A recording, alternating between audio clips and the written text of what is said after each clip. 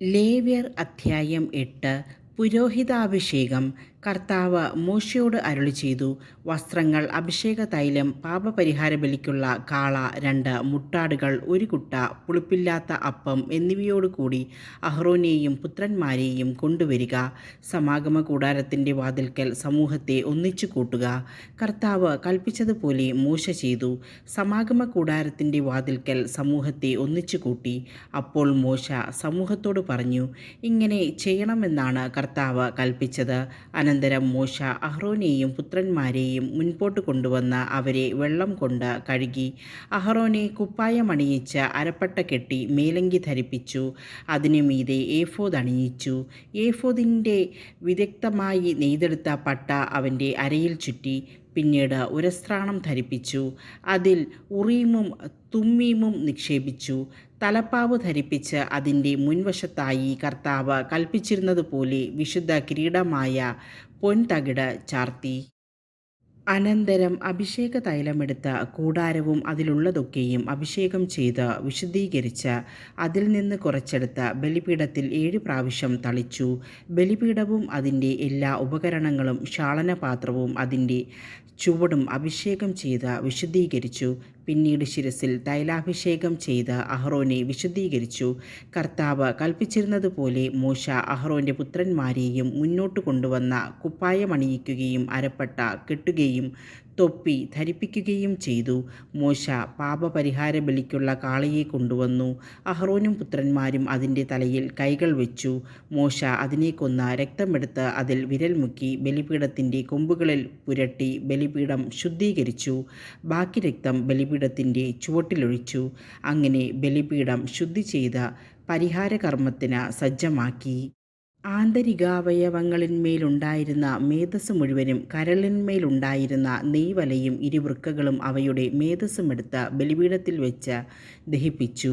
എന്നാൽ കാളയെ, അതിൻ്റെ തോൽ, മാംസം, ചാണകം എന്നിവ കർത്താവ് മോശയോട് കൽപ്പിച്ചിരുന്നതുപോലെ കൂടാരത്തിന് വെളിയിൽ വെച്ചാണ് ദഹിപ്പിച്ചത്. ദഹനബലിക്കുള്ള മുട്ടാടിനെ അവൻ കൊണ്ടുവന്നു. അഹ്റോനും പുത്രന്മാരും അതിൻ്റെ തലയിൽ കൈകൾ വെച്ചു. മോശ അതിനെ കൊന്ന രക്തം ബലിപീഠത്തിന് ചുറ്റും ഒഴിച്ചു. അതിനെ കഷ്ണങ്ങളായി മുറിച്ച് തലയും കഷ്ണങ്ങളും മേദസ്സും ദഹിപ്പിച്ചു.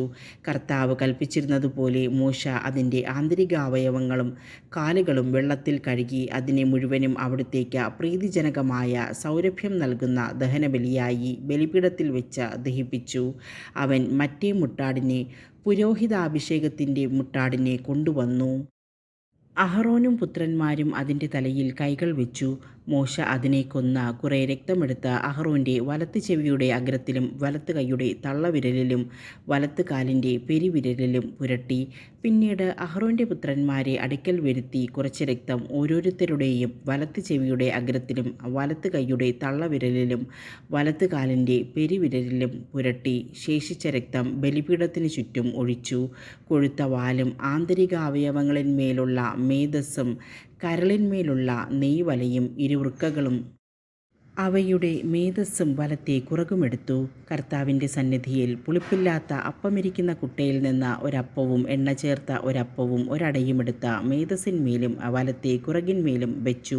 ഇവയെല്ലാം അവൻ അഹ്റോൻ്റെയും പുത്രന്മാരുടെയും കൈകളിൽ വെച്ച് കർത്താവിൻ്റെ മുമ്പിൽ നീരാഞ്ജനം ചെയ്തു. അനന്തരം മോശ അവ അവരുടെ കൈകളിൽ നിന്നെടുത്ത ബലിപീഠത്തിന്മേൽ ദഹനബലി വസ്തുക്കളോടൊപ്പം വെച്ച് ദഹിപ്പിച്ചു. അഭിഷേകബലിയായി കർത്താവിന് പ്രീതികരമായ സൗരഭ്യമായി അർപ്പിച്ച ദഹനബലിയാണിത്. മോശ അതിൻ്റെ നെഞ്ച് കർത്താവിൻ്റെ സന്നിധിയിൽ നീരാഞ്ജനം ചെയ്തു. കർത്താവ് കൽപ്പിച്ചതുപോലെ അഭിഷേക ബലിയാടിൽ നിന്ന് മോശയ്ക്കുള്ള ഓഹരിയായിരുന്നു അത്.